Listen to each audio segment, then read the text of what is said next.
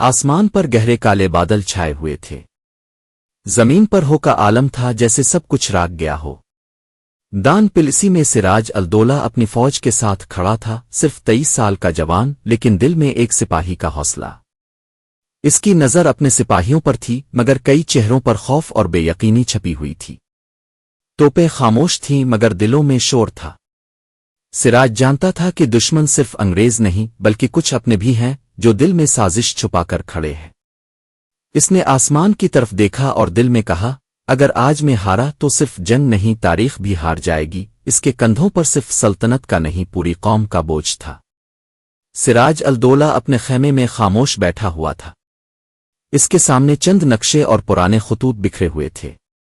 وہ سوچ رہا تھا کہ کس پر بھروسہ کیا جائے اور کون اسے دھوکہ دے سکتا ہے۔ میر جعفر، جو اس کا رشتہ دار بھی تھا، ہر میٹنگ میں خاموش بیٹھتا۔ سراج کے دل میں شک پیدا ہو رہا تھا، مگر وہ چاہتا تھا کہ شاید یہ صرف اس کا وہم ہو۔ اس نے ایک سرد آہ بھری اور کہا، اگر اپنوں پر بھروسہ نہ رہے تو دشمن کی طاقت دوگنی ہو جاتی ہے۔ وہ اندر سے ٹوٹنے لگا تھا، لیکن چہرے پر حوصلہ باقی تھا۔ پلسی کی جنگ کا دن آ پہنچا۔ انگریزوں کی فوج سامنے تھی، مگر سراج کی فوج میں اضطراب اور بے یقینی چھائی ہوئی تھی۔ میر جعفر کے دستے پیچھے ہٹے کھڑے تھے۔ وہ سپاہیوں کو حکم دے رہا تھا، مگر کوئی آگے بڑھنے کو تیار نہ تھا۔ سراج نے بلند آواز میں کہا، یہ وقت پیچھے ہٹنے کا نہیں، وطن کو بچانے کا ہے۔ مگر اس کی آواز ان کانوں تک نہ پہنچی جو پہلے ہی خریدے جا چکے تھے۔ ایک لمحہ آیا جب سراج نے جان لیا کہ وہ تنہا رہ گیا ہے۔ جب جنگ کا اختتام قریب آیا، سراج الدولہ کو اندازہ ہو چکا تھا کہ شکست ہو چکی ہے۔ توپوں کی آوازیں کم ہو گئی تھیں، لیکن دل کی دھڑکن تیز ہو چکی تھی۔ وہ تیزی سے میدان چھوڑ کر روانہ ہوا۔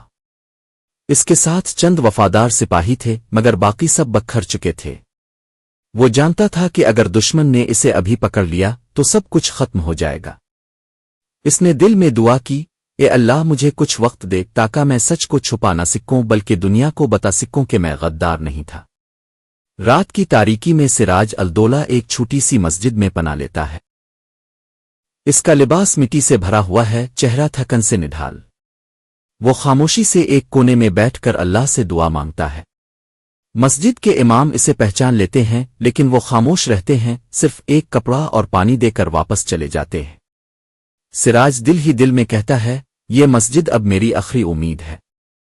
اگر یہاں بھی پناہ نہ ملی تو زندگی کا دروازہ بند ہو جائے گا۔ صبح ہوئی تو دروازے پر دستک ہوئی۔ نواب سراج الدولہ جانتا تھا کہ اب وقت آ گیا ہے۔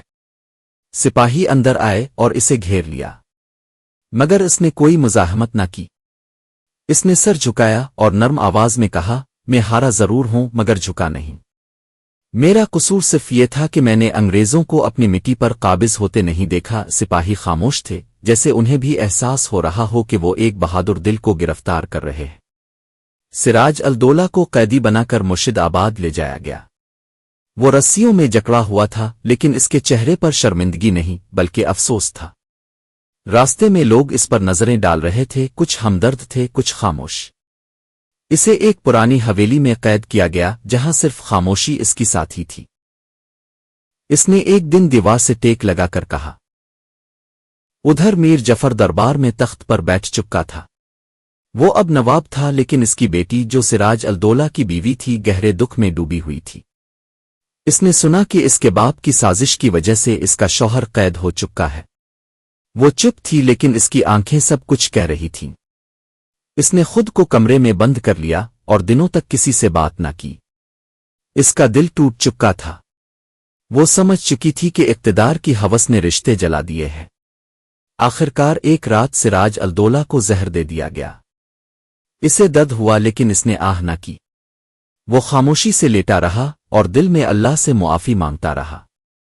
اس کی سانسیں دھیرے دھیرے کم ہو گئیں اور پھر وہ خاموش ہو گیا۔ ایک جوان بادشاہ جو صرف اپنی قوم کے لیے لڑا، تاریخ کے اندھیرے میں دفن کر دیا گیا۔ اس کی موت پر نہ کوئی ماتم ہوا، نہ جنازہ۔ خبر پھیل گئی کہ سراج الدولہ قتل ہو چکا ہے۔ کچھ لوگ روئے، کچھ خاموش رہے اور کچھ نے جشن منایا۔ انگریز خوش تھے کیونکہ اب بنگال ان کے قدموں میں تھا۔ میر جعفر تخت پر تھا، مگر دل میں خوف تھا۔ اسے ہر وقت لگتا تھا جیسے سراج کی روح اس کے آس پاس گھوم رہی ہو۔ جو اقتدار سازش سے ملتا ہے وہ سکون نہیں دیتا۔ وقت گزرتا گیا لیکن سراج الدولہ کا نام ختم نہ ہوا۔